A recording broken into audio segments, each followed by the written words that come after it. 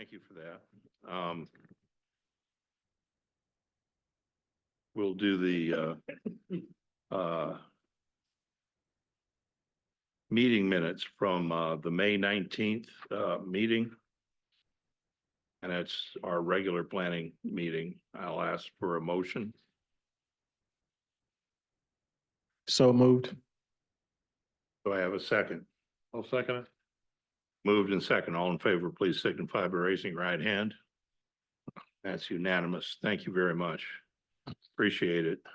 Do we have any questions related to military operations? Are there any online? No, sir. Thank you. I would like to kind of interrupt before we go to our old business and ask for your indulgence while I present something to Paul Trask. Paul, you can come down. Join me. Certainly.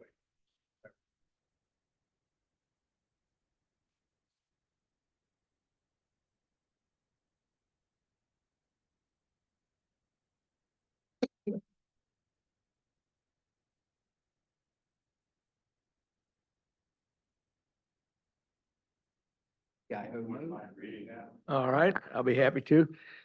Design Planning Commission of City of Beaufort, South Carolina, presented to Paul Trask for dedicated service and your contribution to this board and the citizens of our community, as witnessed by the quality of our community development.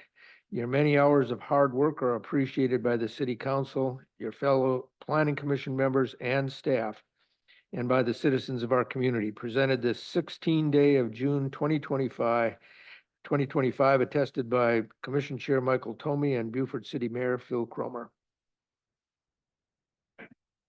Thank you very much.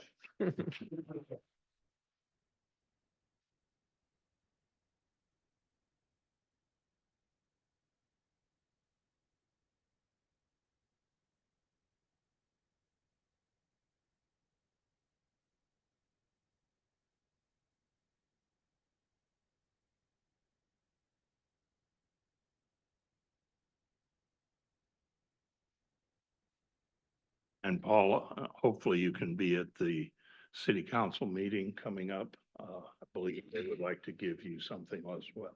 Yes, thank you. Thank you.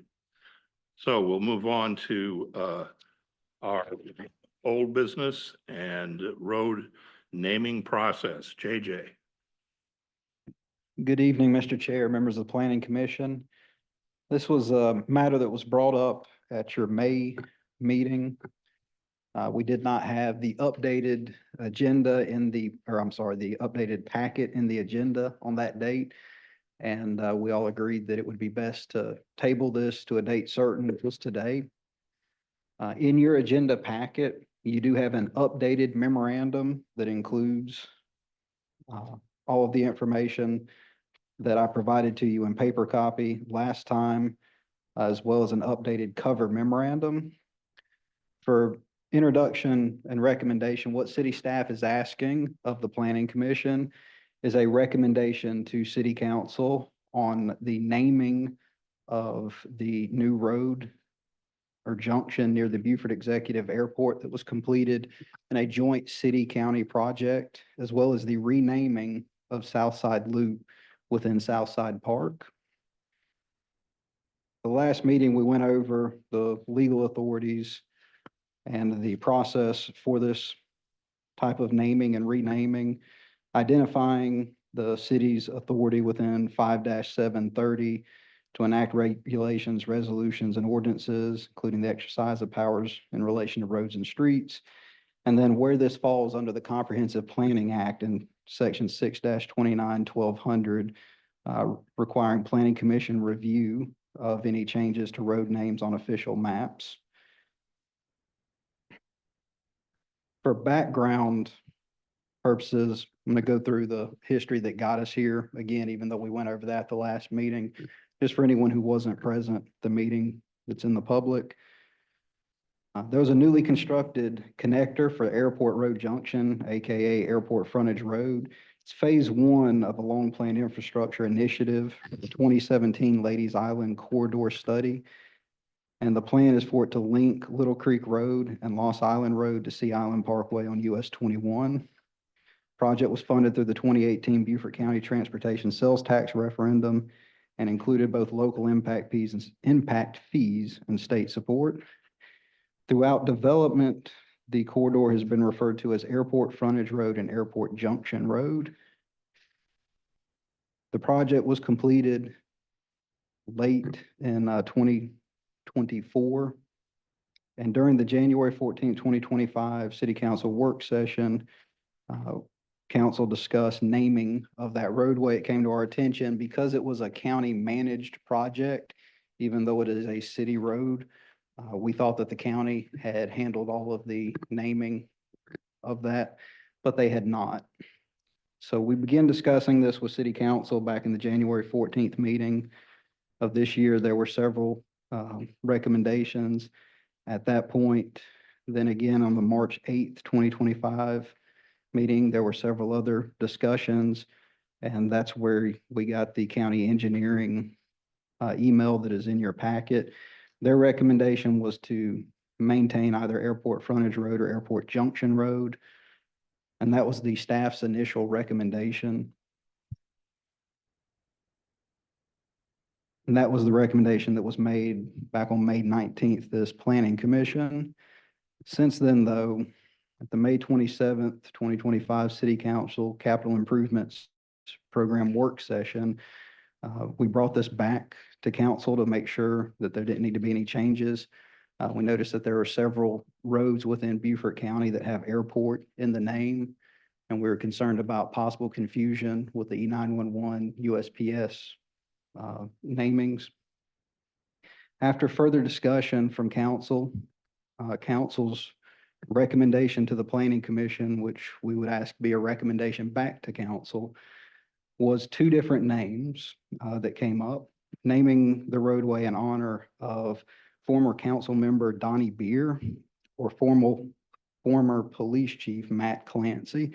There were some other names that were thrown out in that discussion, but council ultimately recommended these two names because some of the other names were people who were still living, and there's traditionally been an approach of adopting road names for people who have passed in South Carolina, is my understanding from that conversation. Once staff received that direction at the May 27th meeting, we began reaching out to our partners with Beaufort County Emergency Management, 911, United States Postal Service, South Carolina DOT, regarding road namings. And after a search of their systems, we settled on recommendation of either Donnie Beer Drive or Matt Clancy Drive for this roadway. County staff have made no recommendation. They said they're fine with whatever we ultimately recommend, and the initial assessment from 911, USPS, and South Carolina DOT shows no conflicts with those names. For some background on Donnie Beer and Matt Clancy, I did not know Donnie Beer. I knew who Matt Clancy was from my time in law enforcement. Donnie Beer was a councilwoman who served on council here in the city of Beaufort for 23 years. She passed away in December of 2022. She was an active Red Cross disaster team volunteer for over 15 years. She organized the city's 9/11 ceremonies during her time in office. She spent a lot of time working with the Healing Heroes Fund and the Wounded Warriors Project, and she was an avid volunteer at the National Cemetery. Matt Clancy passed away in 2020. He served in the United States Marine Corps from 1986 to 1992, retiring or leaving as a captain.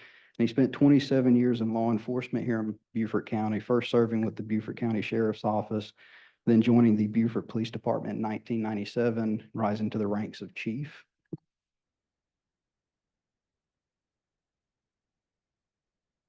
Moving on to the South Side Loop renaming, There's been no changes as far as council's request or recommendation on that. Again, it was discussed back in the January 14th, 2025 council meeting that Councilman Neil Lipsitz made a recommendation that the South Side Loop within South Side Park, where our new playground and pavilion are located. So when you first turn into South Side Park, it's the first little loop that goes to the right. Be renamed Clayton Cooler Loop in honor of longtime City of Beaufort Public Works Director Clayton Cooler. Mr. Cooler served the city faithfully for 45 years, and the proposed naming seeks to recognize that legacy, particularly his role in maintenance and stewardship of city parks and infrastructure. There were several members of the public and his family present for that meeting in support of that. Going back to the Airport Road project, there has not been any public comment at any meetings on it so far. We've not received any feedback other than from the property owners, which back when we first began this project, the property owners along the Airport Road area said they had no recommendations, concerns, just name it whatever we felt was appropriate. Again, this matter was also discussed on May 19th with the Planning Commission and was tabled along with the other roadway. I think that gives us the background and history of how we got here. The staff's recommendation and request tonight would be that the Planning Commission take the following actions: endorse the proposed name or names of Donnie Beer Drive and or Matt Clancy Drive for the new road segment from Lost Island Road to US 21 near the Beaufort Executive Airport in recognition of Councilmember Beer or Chief Clancy's distinguished services to the city of Beaufort.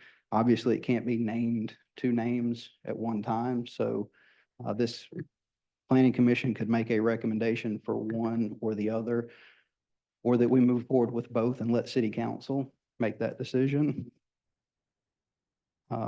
Second action recommended is support the renaming of Southside Loop to Clayton Cooler Loop in recognition of Mr. Cooler's distinguished service to the community. 3, issue formal recommendations on these matters to City Council to proceed with a public hearing and adoption of ordinances implementing these changes. Once we receive a recommendation from the Planning Commission, staff would schedule the public hearing at the first reading council meeting, which would most likely be July 8th, would be within the 15 days notice that we need to make there. If not, we would move that to the August meeting. And then we would finalize any approvals in coordination with the United States Postal Service, South Carolina Department of Transportation, E911, and GIS. We would do that through our GIS analyst. But again, everybody has expressed no conflicts thus far with the 2 recommended names that we have now, but everyone shared some of the same concerns about the Airport Road monikers because there are multiple airport roads within Beaufort County, or roadways with airport in the name within Beaufort County. Does the Planning Commission have any questions? Any questions from the board? I just have a concern. Yes, ma'am. And then we talked about this last time we were here about the notice issue. Again, on the agenda, this agenda item is entitled Road Naming Process. This is Okay. exactly the problem from last time. And no one would know from looking at the agenda that we were going to talk about specifically renaming 2 particular roads to the names that are suggested in the recommendations in the report. I don't know how much of an impediment that is, but I think we need to do a little better with our agenda in terms of giving notice to the public about what we're going to be talking about. That said, I'm in favor of, if we can proceed in light of that, I'm in favor of making a recommendation to council to rename the roads. I think we should leave the choice between Donnie Beer Drive and Matt Clancy Drive up to council. And apparently there's no controversy about Clayton Cooler Loop. Addressing the agenda, I apologize. I have not looked at the agenda, but it looks like it was copy and pasted from the last meeting. I don't believe, again, I'm not the city attorney, but I don't believe there would be a procedural issue here, be supporting documents that were attached to the agenda and made publicly available, make it clear what the intention of the commission was. There will also be a public hearing as well as 2 readings of an ordinance before there's any sort of official action taken. And the action of the planning commission is solely a recommendation. Again, I do agree, best practice, yes, we need to be more clear. But from a legal procedural standpoint, I believe we're okay to proceed. Yeah, I would agree with Kim. I think it would have been probably good to let the families know of our consideration. And I hear you that they'll be able to do that at the upcoming meeting. I know that there's travel schedules and everything else that happen in people's lives. So it would have been good. I guess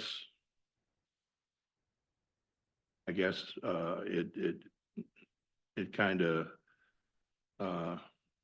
comes back to that other discussion on whether we feel that we should again do another hearing to let the public know of what the intent is, or whether we should go ahead and think and decide that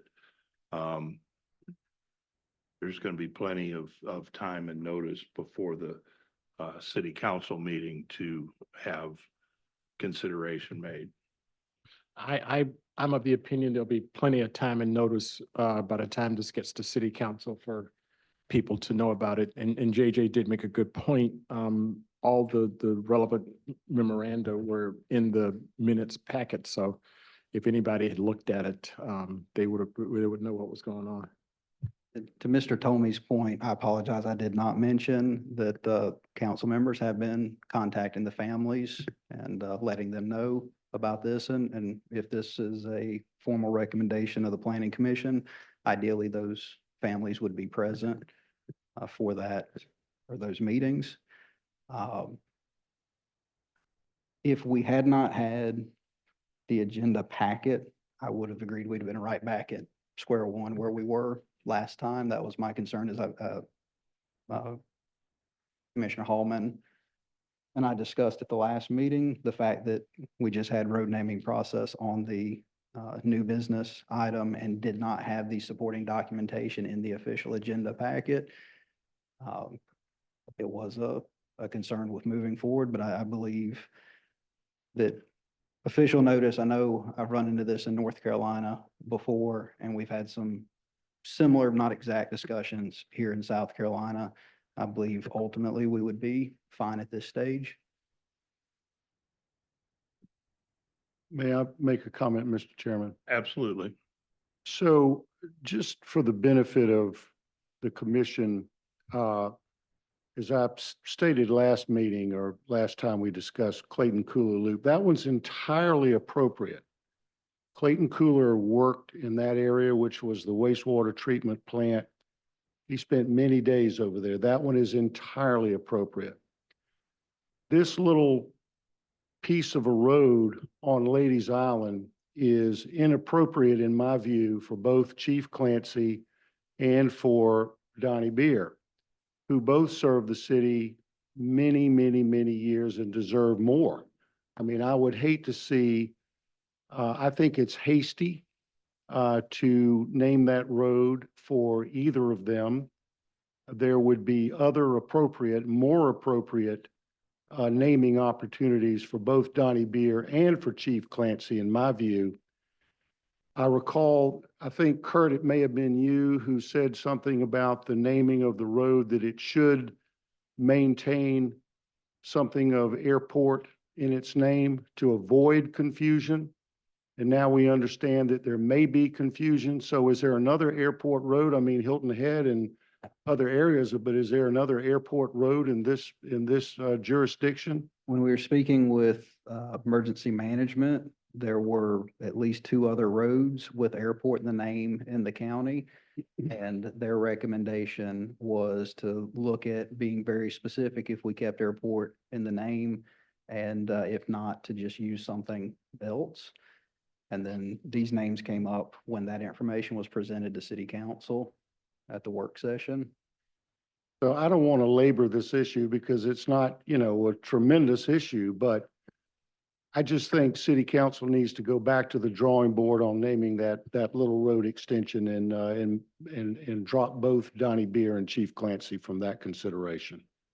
I will note this is phase one of a two-phase project. That road will ultimately loop back around to, I believe it's Little Creek Road behind Taco Bell. I apologize, I'm not as familiar with the geography there. Ultimately, it will be a loop or a full road. I want to thank Paul for raising that point. My lifetime, I've known plenty of situations where roads have been named after persons who have provided tremendous service to various communities where I've lived. And the people who have really provided outstanding and long service usually get a pretty good, big thoroughfare named after them, as opposed to a very little road, kind of out of the way, no particular connection to the person. And I really think that's a good point, Paul. Other comments? Can't call it Hallman Road, so. Called Clinton Road. Clinton Road. I'll just make, I'll make one comment, and that is that I didn't know the other gentleman. I did know Matt Clancy. And his dedication to his office was so far above and beyond that of anybody that I know of. And he died while he was in service as the sheriff. He was a tremendous loss. But because he was so much younger, he left a younger wife and two sons. And I know that it would be important for them to know that their father's life was recognized by this city. Not saying anything against the other person because I don't know the other person. So I can only speak for Matt Clancy. So I just wanted to add that comment. But where we go from here with the board, I think we have two vote decisions that we're going to have to make. One is for the South Side Loop, and then the other is what we would like to do with the airport road. Mhm. Is that correct? That is correct. Yes, sir. Here, if I may, Mr. Chairman, just my thoughts, since everybody else, I guess, has expressed theirs. Maybe you haven't. Go ahead. I guess my view is that these are minor matters relative to our normal function of planning.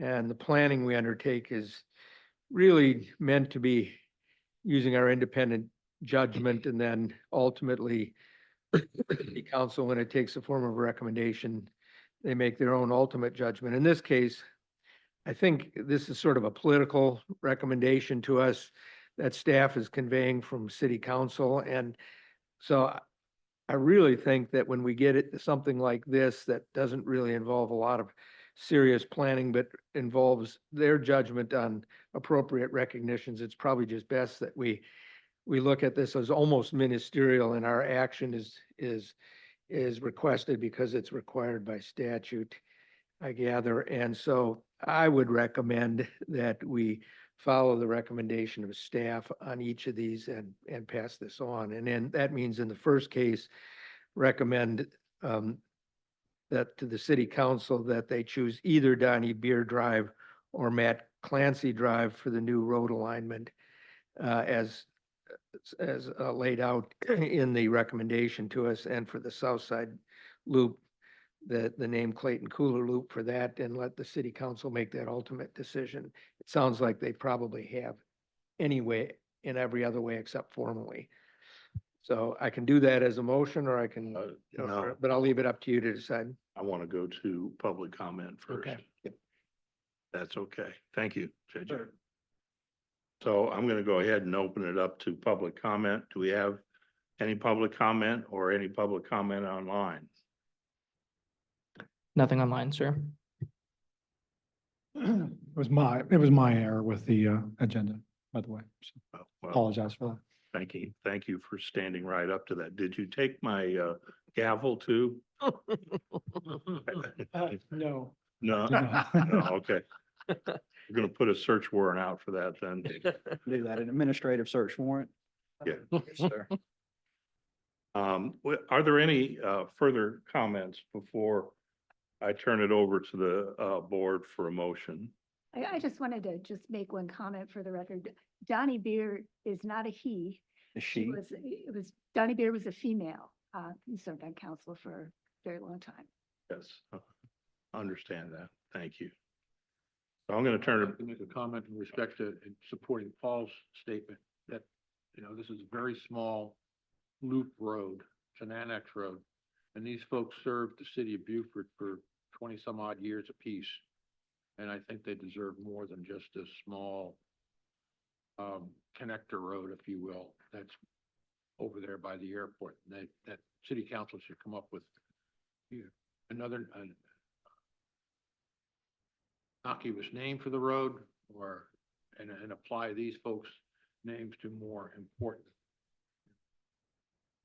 and I appreciate those comments, and I think we would really like to have city council take a look at the notes from the comments that have been made by this board. The only comment I have to that is we're here today, city council is here today, make a decision. I don't know what future city councils will do on future road namings. I don't know how soon we're gonna see a new road, so, those are all things to take into consideration as well. But I'm gonna open it up for a motion. I have a motion. Can we treat the two roads separately? We have to, I think, Mr. yes. Chair? Okay, so my first motion, I have two motions then, but the first one has to do with the Clayton Cooler Loop Road. I move that we recommend to council that they rename South Side Loop to Clayton Cooler Loop. And that's it. I'll second that. Motion is second. All in favor signify by raising your right hand, and that's unanimous. I Now I'll take a motion for the other airport drive. My second motion is that Planning Commission recommends that City Council consider reserving the names Donnie Beer and Matt Clancy for more significant thoroughfares within the community. However, if the council intends to proceed, we recommend that they choose one of those names and rename the airport, the segment from Lost Island Road to US 21 near the Beaufort Executive Airport as they see fit. I'll second that. Any other comments? All in favor of the motion, please signify by raising your right hand, and that passes unanimous. I have one further motion, and this pertains to the notice issue. It's another recommendation to council. We recommend that council require that on agenda items involving renaming of roads, that the details of road renaming be included on all agendas, whether it's the planning commission or the city council, to make sure the public knows what's going on.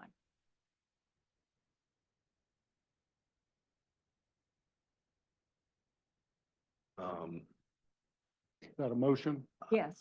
I'll second it. What is the motion related to, please?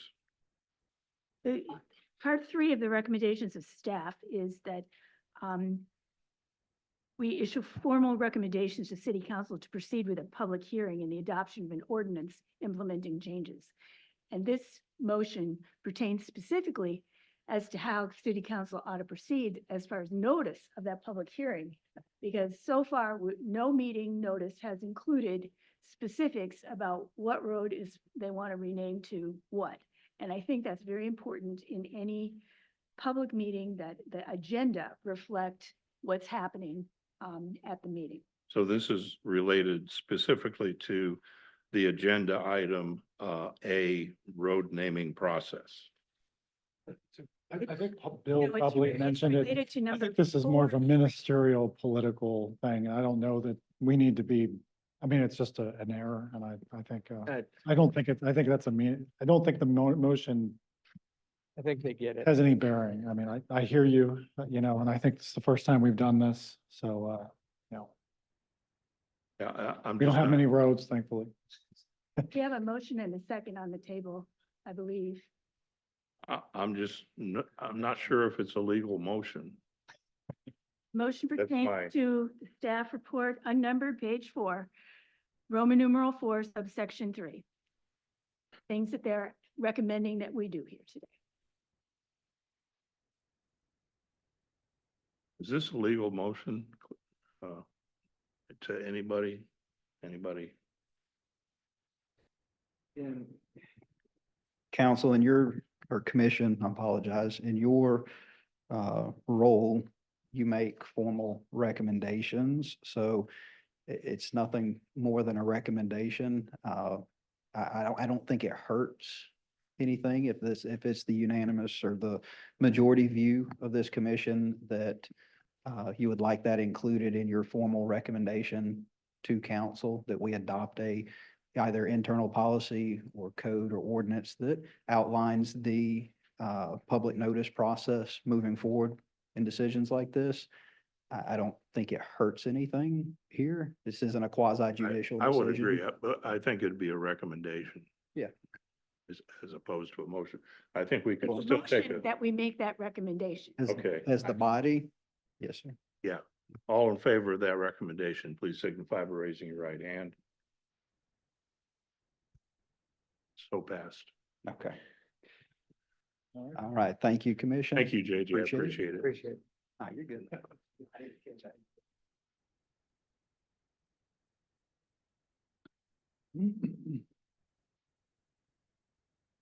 Probably be a long time before you come back, JJ, won't it?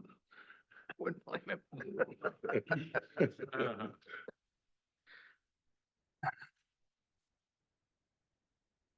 Okay, so we'll move on to our public hearing and move to Beaufort Development Code changes. I will recognize, although that the author is not here, we did get a letter. And here it is. Letter from the Conservation League. He's here. He's right here. There it is. The guy gets Oh. lost, he gets lost in the crowd. I was looking for long black hair and Oh. was looking for Jesse. I didn't see a signature on it. Oh, it is you, Grant. I do want to recognize this letter, and I think it's appropriate if we go ahead and let you speak about your letter before we take any deliberation from the board.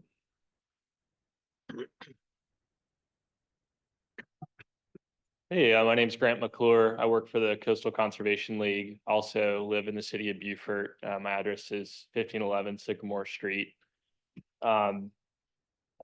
So I just wanted to say that the Conservation League is generally supportive of these code updates to Section 8 of the Beaufort Code, and specifically are pleased to see that the city of Beaufort is aligning their wetlands policy with that of the town of Bluffton, which has really taken a leadership role in the region and trying to figure out what we can do to better protect our wetlands, really in the wake of a court decision, Sackett versus the EPA, that significantly limited the regulatory authorities of some of our federal and state agencies to manage activities in wetlands. And so these code updates would grant the code administrator some discretion to review these wetland certifications.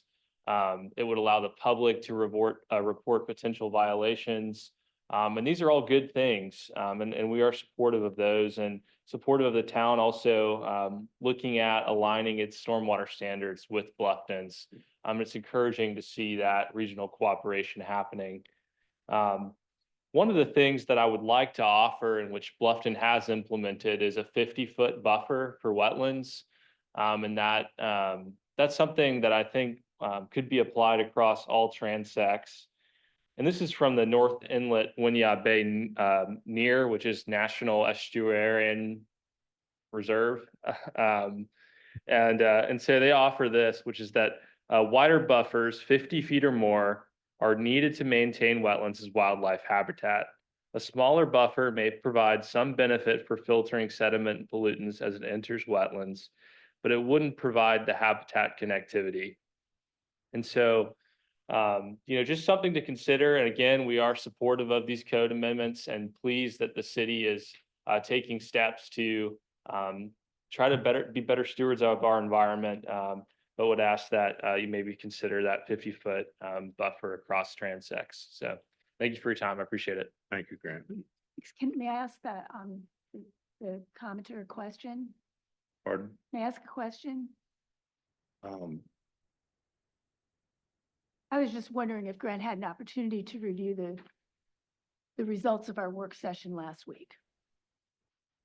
I have not. I had hoped to be at that work session, but I've been just me in the office for about 2 weeks now, so I wasn't able to make it. But I haven't seen that. So I did hear that the discussion was along the lines that the city's wetlands, there's a different geography in Bluffton, and the city felt like that maybe wasn't needed for Beaufort. So that was what I heard was the discussion. But Thank you. thanks. Kurt, would you mind giving us your overview?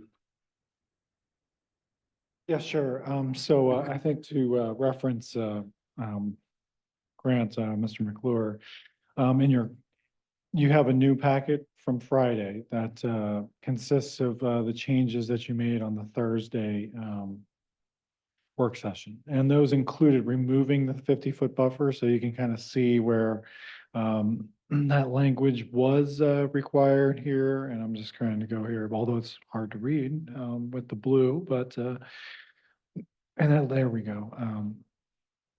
It's right here. And so that language was previously recommended. And I think from your work session on Thursday, it was felt that that was as Mr. McClure stated, that the geography here was not similar to Bluffton, and that there were not a ton of wetlands. B, that when you get into this, it basically requires any development action to provide like an affidavit or a wetland delineation or survey for every single land use action. And I think the thought was that was a little bit overreaching. And so you decided that it was best to kind of remove it, but keep the wetland kind of regulation and violation protection in the code. And so I'll go back up to that. So you kept that, but you removed that buffer, that 50-foot buffer. So that's where you were at there. Let me go back to that code, but otherwise, the major things from the code, and I know there's, a memo and everything here, but we spent 4 hours on it last Thursday, and I think we talked about it before. But the major things that you did and recommended in that clean copy that we just sent to you were kind of cleaning up that language. There was a recommendation to move to a 50-foot transect buffer from the critical line that I think was rejected. Kept that as it is. Next, moving to basically cleaning up some of the purpose language, and then this wetland protection. So we added a wetland section from Bluffton. We added the enforcement from Bluffton. And we also added the stormwater. We removed the existing stormwater requirements, which were about a page and a half of requirements that you have there in your packet. The city in 2022 approved the SoLoco stormwater guidelines, but it did not remove the stormwater specific guidelines in our code for whatever reason. I can't say that there's anyone here to tell me why they didn't. The SoLoco requirements are 420 pages, and they were approved by all the jurisdictions within Beaufort County. What you're approving from the work session is to go to the Bluffton requirements. It's something that the city's been using the last few months. Bluffton updated their requirements in March 11th. I think that reference is now in your code, in the clean version that was all passed out to you. Those requirements were done with a consultant that wrote the SoLoco requirements. That's also our stormwater consultant right now. And they are a lot more, I think, the reason that we're recommending to go to the Bluffton requirements and cleaning this up is because they take into account our urban environment a lot better. And so, I guess in the case of our current requirements, it could require a lot of on-site detention and retention that doesn't make a lot of sense, and especially in an urban area. So it kind of allows for a lot of alternatives, and it's I think more consistent with a more urban setting. And so that's what we're going with that. And then moving forward, there were some changes to completely remove the wind energy requirements, to just prohibit them from the code. I think everybody thought that really wasn't consistent with the, I guess, the values of Beaufort and the wildlife of Beaufort. And, that essentially the code was allowing some pretty large wind turbines. And I don't think anybody kind of realized that before. So we'd be prohibiting them. And then finally, there were some changes to the solar and to the farm requirements, just some minor changes, just to add some zones or retract some zones from those that were made. And so I think overall, and basically for like the solar farm, to limit the solar farm to just the light industrial district instead of allowing in T3 and leave RMX. That just seemed like, I think everybody felt that was a little much to have a solar farm. That also might not be keeping with kind of our built environment. And then just cleaning up some of that language on the rest of it with the farm requirements. So with that, that's kind of what you're looking at tonight. I can answer any questions about it. Any questions for staff? I do have one question, Kurt. Sure. Looking at 8.3.2, B, I know this has to do with stormwater, but it says this section applies to any disturbance within a wetland or a wetland buffer area. Since we have recommended eliminating a wetland buffer area, I'm wondering if we should take out that last part of that sentence. I think you're probably right. I think this is the copy that we were doing at the work session, and I did not catch that, so I can. No, it's a work in progress. I know it was difficult to follow. The other question I have, I think we had some discussion about how we would refer to and or adopt anything from Bluffton. And we were concerned about saying Bluffton's rules apply in Beaufort. And I'm wondering if there's a better way of saying that. Something like the city of Beaufort adopts City of Bluffton Stormwater Design Manual, as opposed to the Town of Bluffton Stormwater Design Manual is applicable. I mean, I think we could phrase that better. And I also want to make sure that it's clear that we're only adopting the portions of that manual that are regulated under our code. So for example, if that manual has stuff about wetland buffers, we're not adopting that. We're adopting things that pertain to critical area buffers, things, critical line buffer, that kind of thing. So a wholesale adoption, I don't think is what we intend to recommend. So I think we need to tweak that language.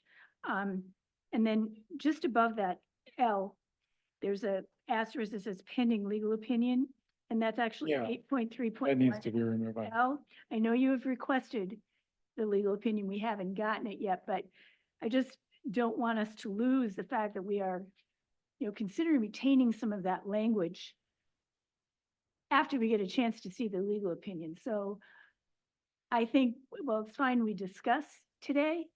I think that we need another work session in order to finalize this section. And I also would like to specifically invite the Coastal Conservation League to be present and express their views in detail about wetlands buffers, because there was nobody present from the Coastal Conservation League at our work session on Thursday, and we did not have the benefit of that input. We also, a little bittersweet, we are going to have a change in the commission that will be effective soon. And Libby Anderson, as a citizen, made some comments about the wetland buffers. And she is also going to become a member of the commission, I guess, starting July 1st. And before we finalize this wetland buffer issue, I feel that we would benefit from additional information and another work session.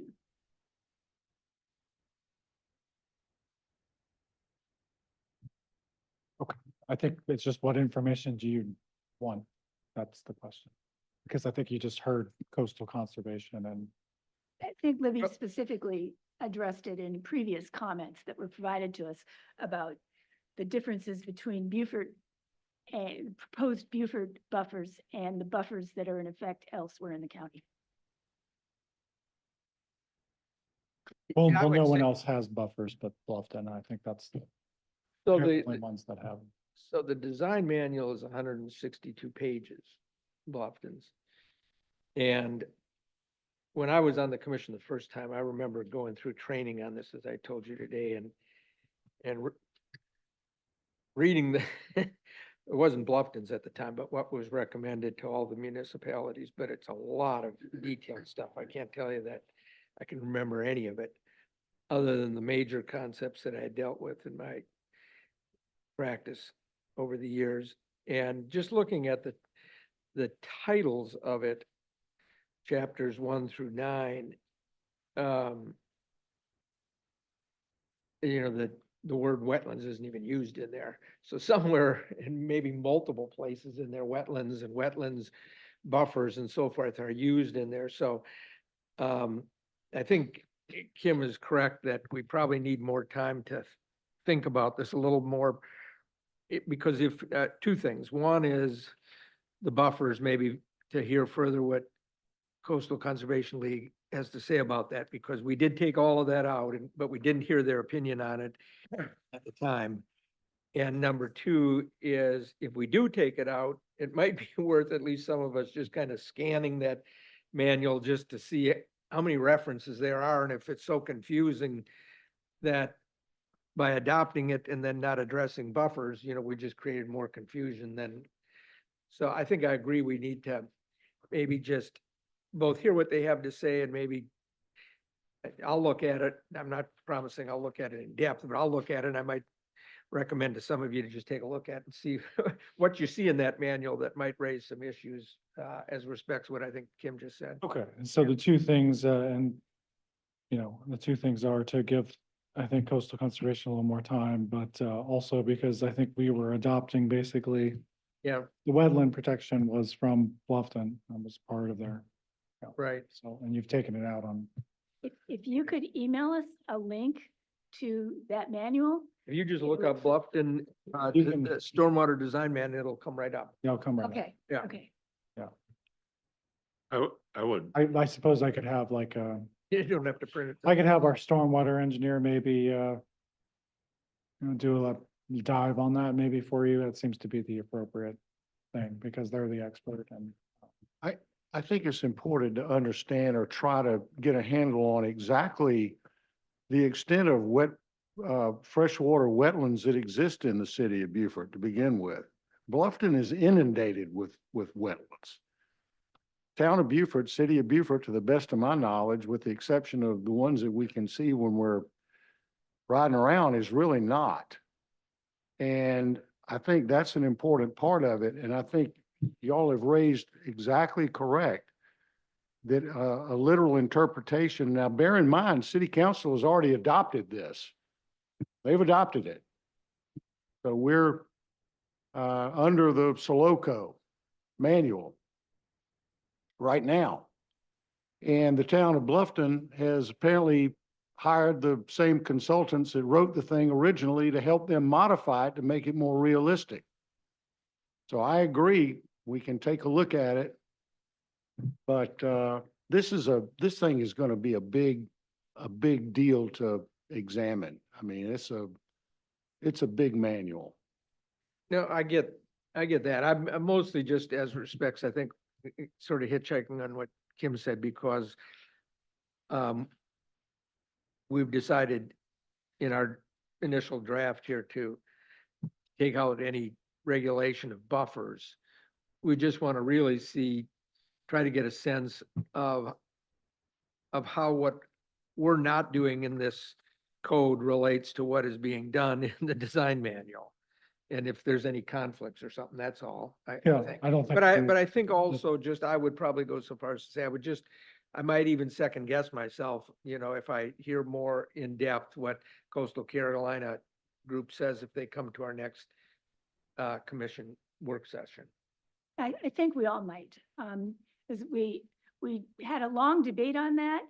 And then we ended up saying, well, do we want to do this? And the consensus was no, but again, we did it without input from some sources that I think we would really benefit.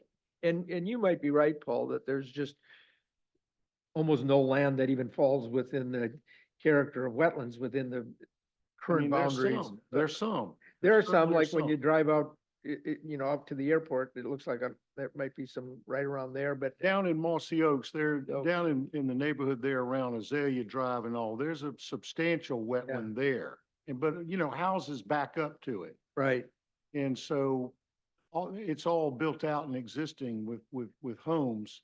right. There's one back here behind the boat place, but it's just not. I mean, there are not that many of them, and they appear to be wildlife sanctuaries. I mean, is there any empirical data to suggest that they're imperiled? I don't know. Maybe there is, maybe there's not. Well, and I'd like to renew my request for some kind of a map that would touch on exactly the question of what are we talking about? Christopher Clemens said during our work session that it would be possible to generate something, some kind of a map.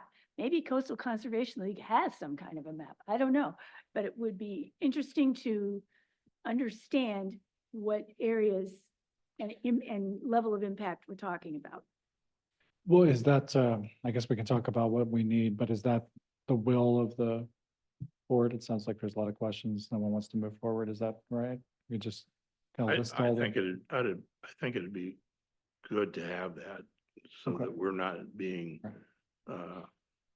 overly simplistic in our Okay, review. so one, I think there's some, question about, just removing the manual, removing, the wetland buffer from it, what that does. Two, if there's any information on a map, I mean, I'm not aware of a map, I checked, but maybe maybe they might know, or maybe FEMA might have one, but but we'll try to find that. Three, I could probably have our stormwater engineer kind of draft up a memo maybe of all the changes and highlight all those changes with the wetlands, and maybe have him attend the meeting virtually, if that would be helpful. Would that be helpful for you? Yeah, I think it would be, Okay. yes. Before you make these, does that make some sense? And then obviously coastal conservation, does this sound like a good plan of action? I'm just trying to think of all the things I need to do here, so you have what you need. Is there anything I I think missed? that would be helpful. If there's any other comments, I have one. And then you were waiting for the legal opinion Last too, which comment. maybe there'll be time to get that a legal opinion, because that was sent on Friday. So, If I go to 832 applicability, I think this is where Kim was talking from before too. And we're referring to the Bluffton Stormwater Design Manual amended on May 11th. I would like to put in language there that says that is our base standard with all future amendments to be initiated by City of Beaufort. I don't want to be, I don't want to have our codes dependent on somebody else's codes in the future. Okay, I can check with our attorney of just the reference of the date that it was amended. Is it good enough or we need No, some? he's talking about something specific. He's We're- saying they adopt something, however we decide to adopt it for today. But we are not adopting as it may be amended from time to time by Bluffton. Correct. Right. And that's a really important distinction. Yeah, that all the future amendments need to be, come through the City of Beaufort.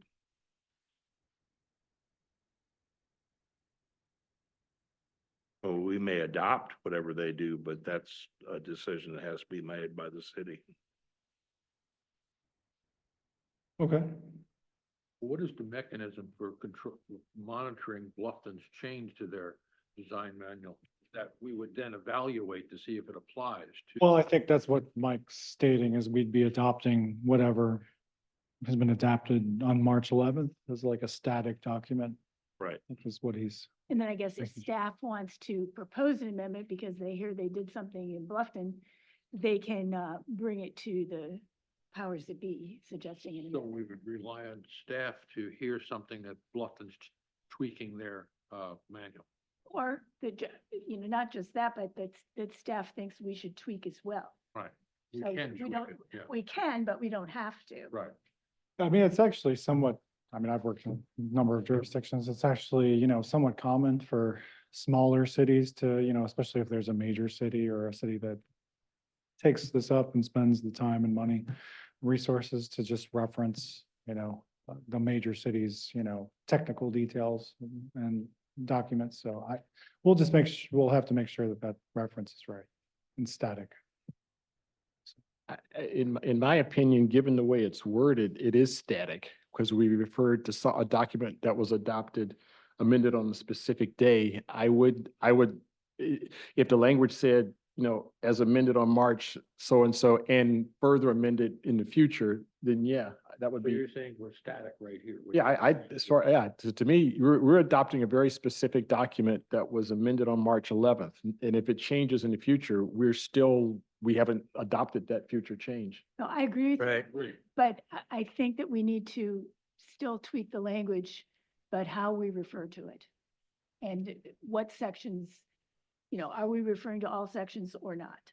Well, the way it's worded right now, you're adopting the entire manual. There's no, That's my concern, and that's why we need to look at it to see if we really want to do that. Yeah, so we'll have our stormwater engineer and myself, I guess, look at it. And I think maybe the March 11th amendment, it could be as simple as not adopting that because that's when they added a lot of the wetland stuff to their manual. So we'll double check that. Yeah. Don't mind that. That was first reading. Sure, yeah. I was just gonna say that I think that March 11th meeting was first reading. So they just did second and final reading on their wetlands ordinance last week. So it may have even changed between the 11th and what was just adopted. But just wanted to offer that. So any comments you can bring to us at a work session regarding that, we would be very interested in.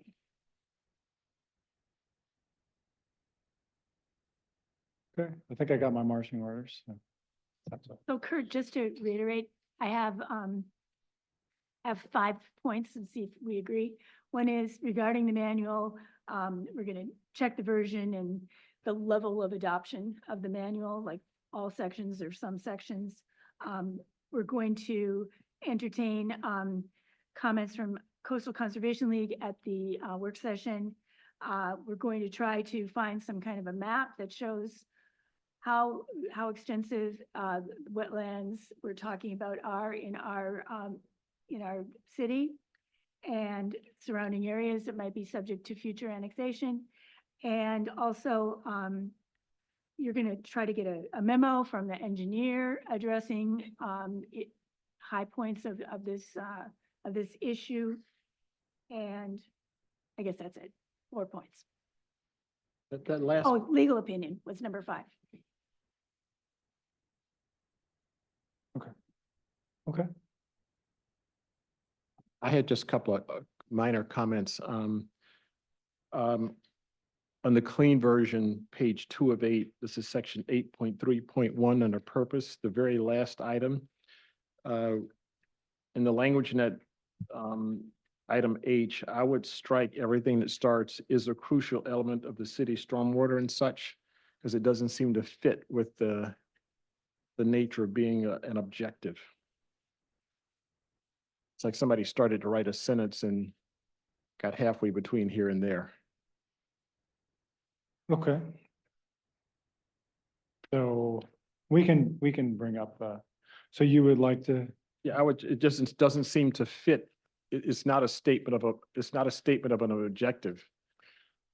I mean, we could bring this up at since we're taking it to the work session, these comments instead of doing it right here, but you just want to pass, so you would like to strike H, just strike it, or? No. Starting with the word is. Starting with the word is a crucial element. Okay, If you look at Alternatively, we could put- grammatically, it doesn't make sense. okay, we added the word. I think it comes from which. Bluffton, so. So, Yeah, if you add the word which, yeah, that makes sense, but just the way it's written right now, and I don't. And then, on the sentence, the section 8.5.1, wind energy systems, the word are in that single sentence, I think should be is. and that was page 10.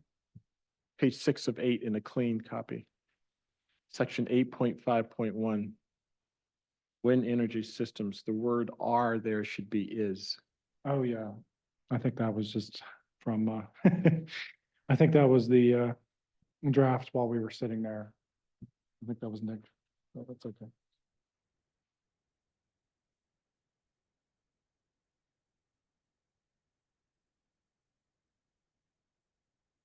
All right. Well, we got to go over it again, so.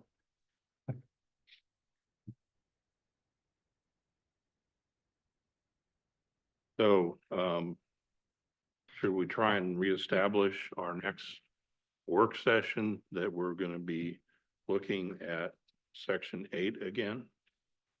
You probably should close the meeting or the public hearing, because this was a public hearing for chapter 8. Unless, and see if anybody's online.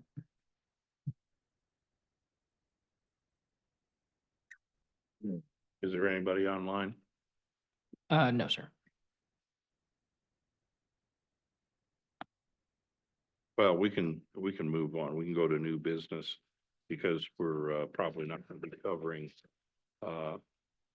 2, 3, and 4. And If you wouldn't mind tabling that to the next meeting, then I'll have to re-advertise it. That would be great.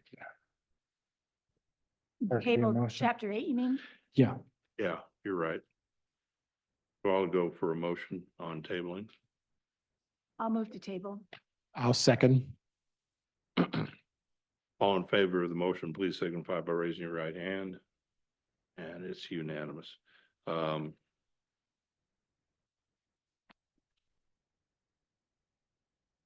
I guess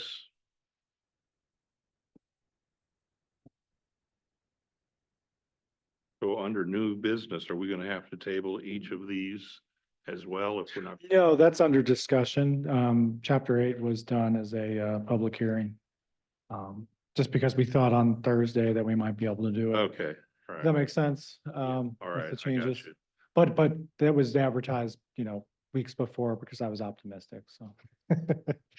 But this is just discussion. So if you want to do instead, you want to set a time for the work session right now, that's fine. If you would like to rearrange the order. We don't have one scheduled at this time as far as. No, What about the 7th? we were doing the first Monday, which would be the 7th. Yeah.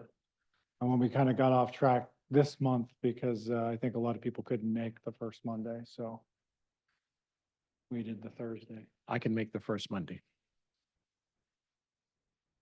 Me as well. And ditto. Monday, the 7th, 1 PM. Can you make it? Yes, you said 1 PM? Yes. Can you make it? Monday, July 7th. At We'll one. tell Troy that he can come to Troy. I'm just. No.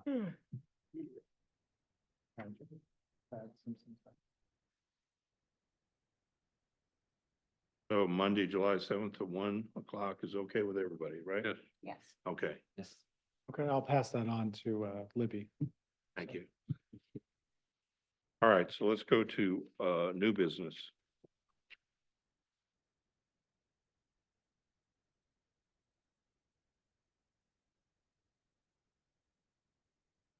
And I think maybe just have discussion as it relates to two, unless you have something specific you want to talk about with the others. Or, Sure. So there was a.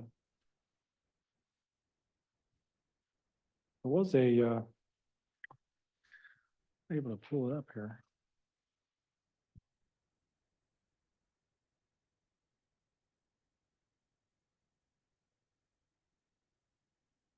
Okay, well, so chapter 2, 3, and 4 are the next. All right, thought I had that.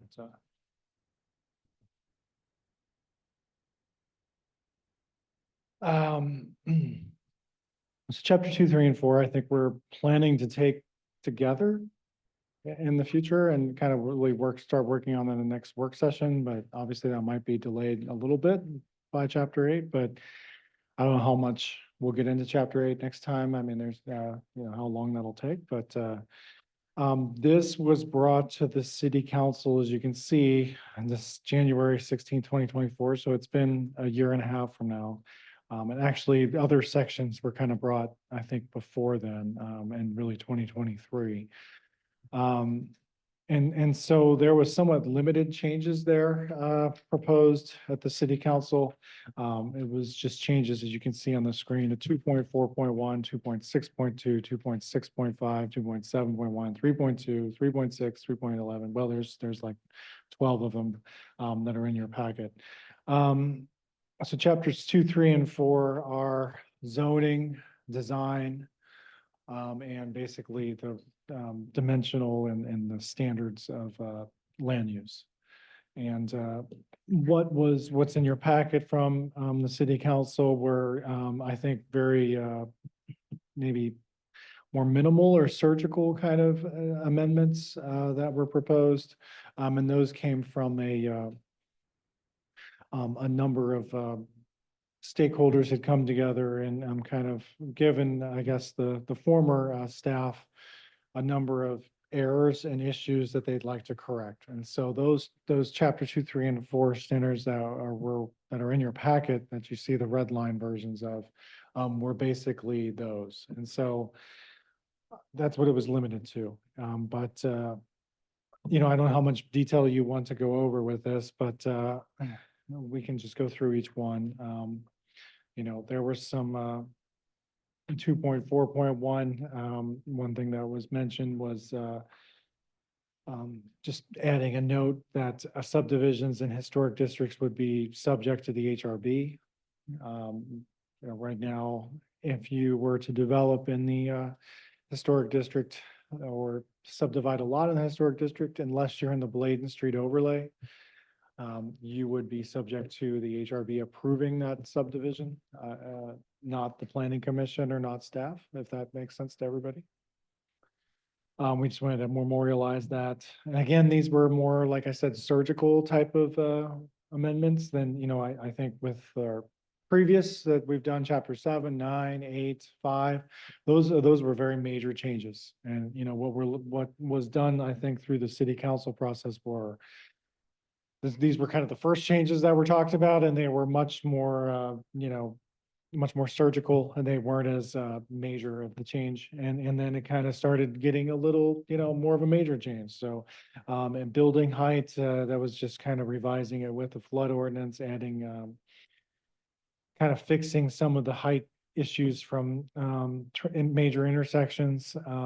Then one of the more major things was to add a height transition. That was kind of more of a major thing that was discussed at the city council where there would, in the case that you remember the Rebo Road project where you approved some townhouses.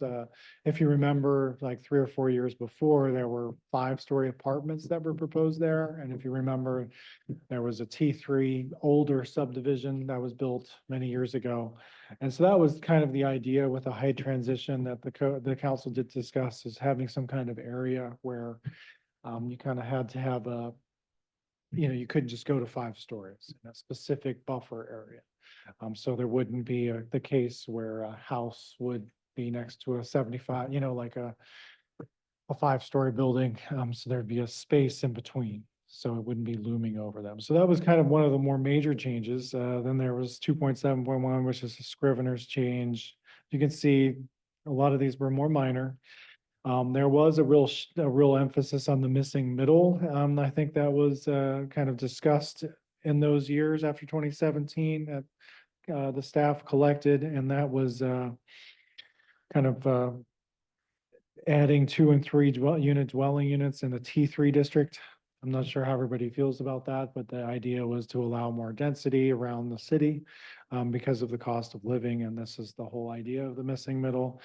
Kurt, could you define missing middle, please? I think it's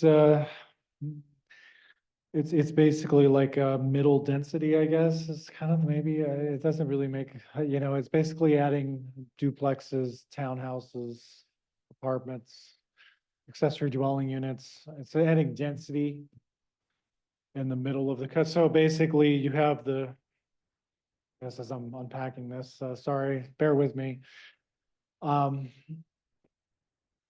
There's usually your single family district, which is like the T3S in the form-based code. And then there's the T5 district that we were talking about, which is the full multifamily. And there's not really a lot in between. And the idea was maybe adding the missing middle, which would be more accessory dwelling units, more duplexes to the T3 to allow more density. And so it's not just strictly single family. That's kind of what I think they were getting at here with some of these comments. I'm not sure how you feel about that, but that was something that was discussed with prior staff and prior, I think, planning commission and even council.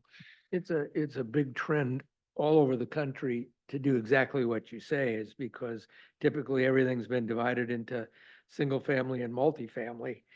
And and Beaufort's actually sort of long been ahead of the code for little towns like us by having carriage houses, for example, like in the district where I live, they're permitted as a matter of right.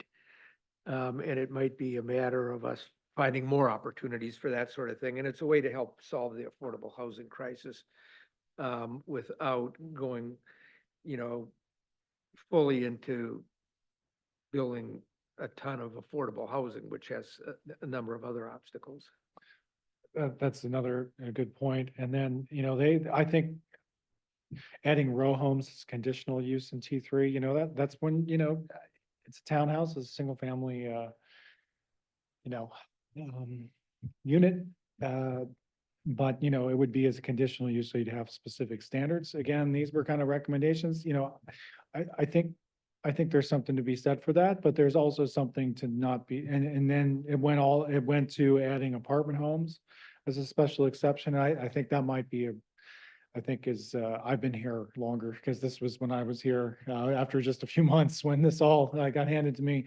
I don't know that that's the best idea as a special exception. I think it might be too much. We have a lot of apartments and approved, but it's one thing, to have a duplex in a suburban or a single family setting. It's another to have an apartment house. That's, I think, I think maybe when we might be going too far with that, but adding live work unit in T4HN, I think that's probably a good idea. Right, that's the historic district, but again, there's some I think, other people might not feel that that's a good idea because the historic district really, you know, doesn't allow it right now and where they occurred, I think are typically not zone T4HN. So that's, somewhat controversial. So there might be some So- discussion on that. Uh, So, Quick question, just, I guess it'll be more of like a process question. Is it easier to redefine T3 versus rezoning T3 to a T4? If we that's want a more- good question. I think that's something you need to think about. And as I preface this, A lot easier usually to just rewrite the regulation within an existing district than to rezone something to another district. You get into all sorts of notice issues and Yeah. non-conforming issues and so forth. Because I see the benefits of keeping the T3 in places instead of, basically redefining T3 as, T4 almost, not completely, but yeah, I see. yeah, I think you come up with a good point because there are, I think, as you found on the planning commission, but especially the DRB, is there's a lot of areas of the city that are zoned like high density that, it's something you might consider. But again, what I'm presenting to you is the static document from basically 2 years ago. It hasn't been changed. And so, I'm just presenting what went through the city council. And, it's to the planning commission to make these recommendations and, These are all really controversial areas. yeah. And so if you want to think about rezoning things, that's probably going to be a major change that hasn't been discussed, but it makes sense in some sense, it's just you change the district or you start changing some of the zoning because it's not consistent. Those are big questions, but these are the big chapters to think about these things.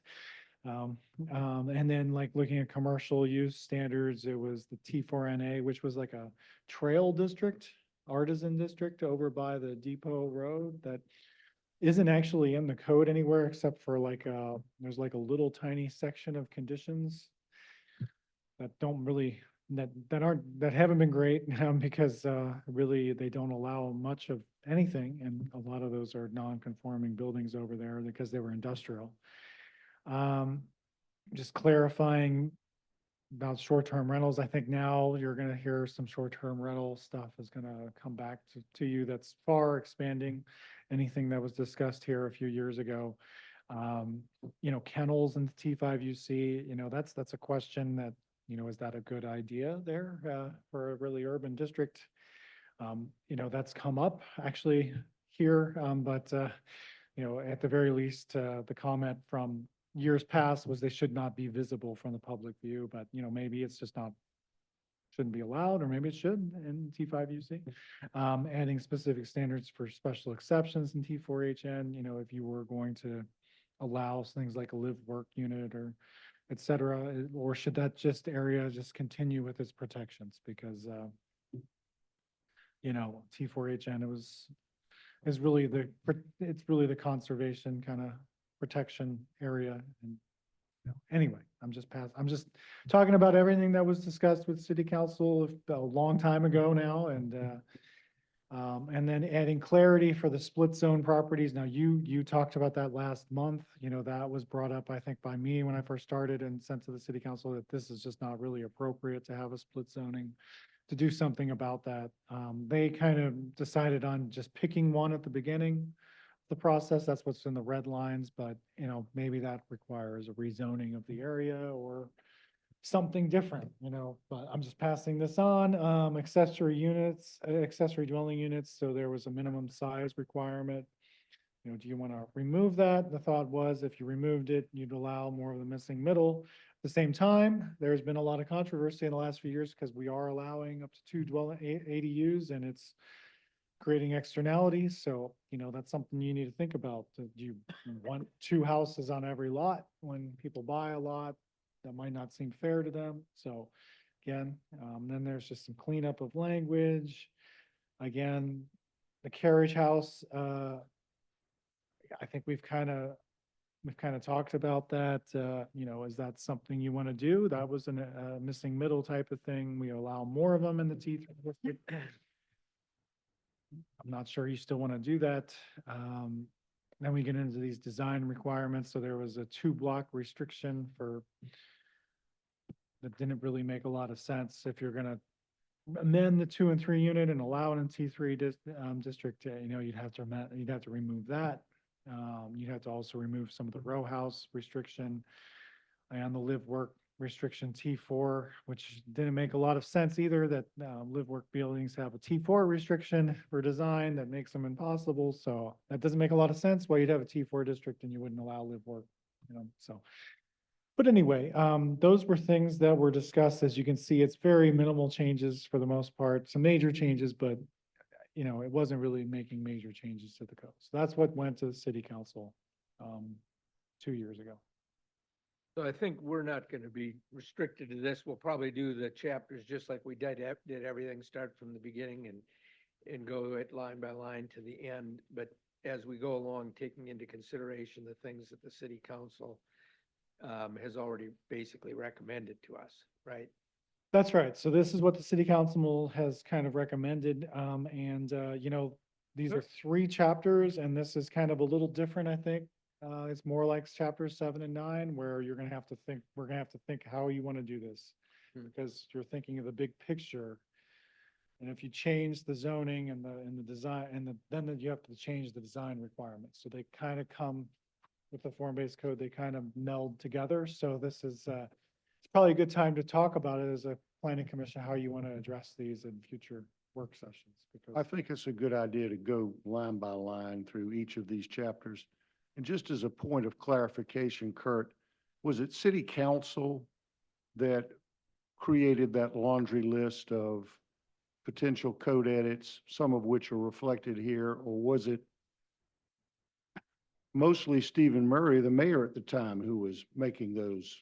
I got an Excel Changes. sheet and it had like 120 things on it. And it was from a variety of sources. It was from council members. It was from mayor. It was from planning commissioners. It was from developers. It was from And- former staff. And It was none of from it, none of it citizens. was very comprehensive in From the terms of, citizens. doing a thorough review as we have done with these other chapters. It was all sort of pick and choose, which I really speaks to, as Bill couldn't said, comment on the need to go line by line through all of these chapters, all of these remaining chapters. I Paul, couldn't think- comment on that. I think the reality is that as issues came up over the years, they were jotted down and people then responded as you're guessing they were, just on bits and pieces that were not necessarily in context, but just were issues that wanted to be addressed by individuals. Or in response to development projects that came before a board That's true that too. somebody didn't like. Mhm. Okay.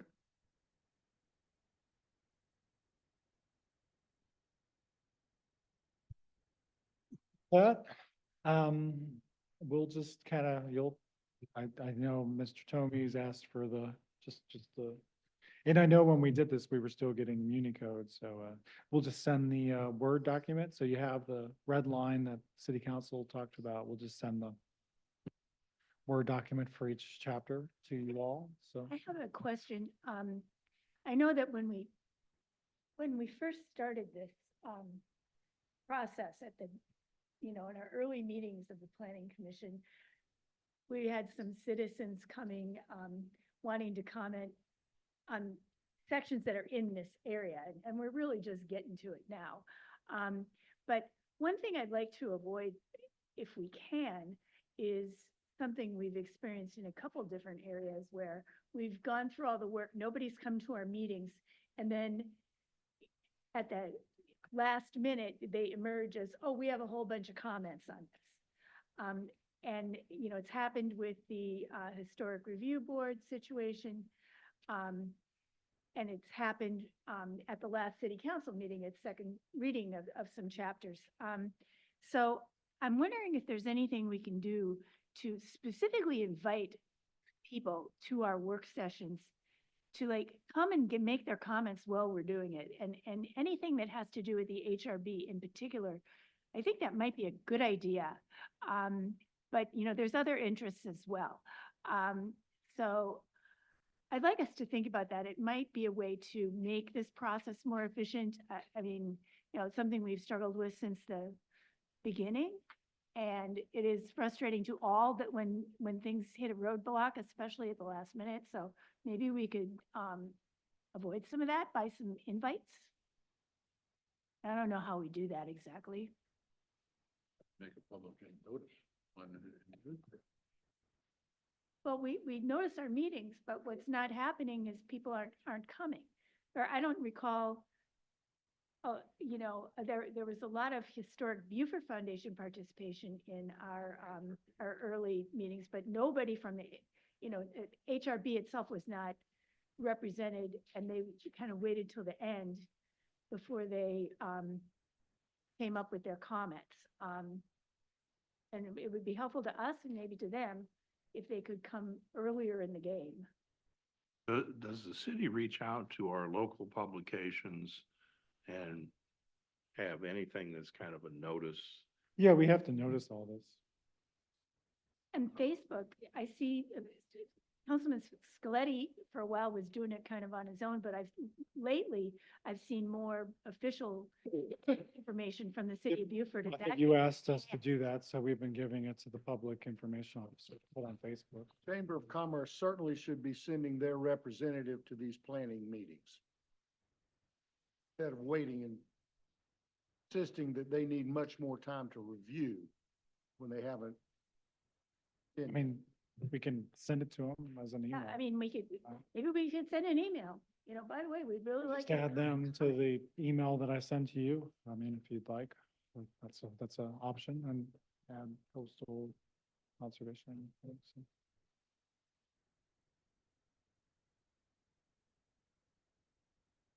Well, any notifications, I think would be helpful, just so that general public can know, and individual groups like the Chamber of Commerce certainly has more than ample opportunity to interact.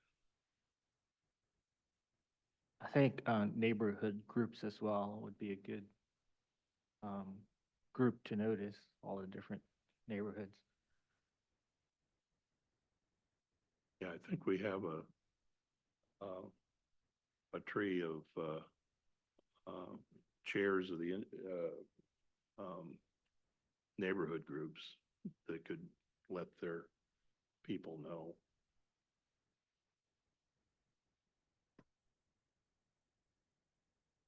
Anything else?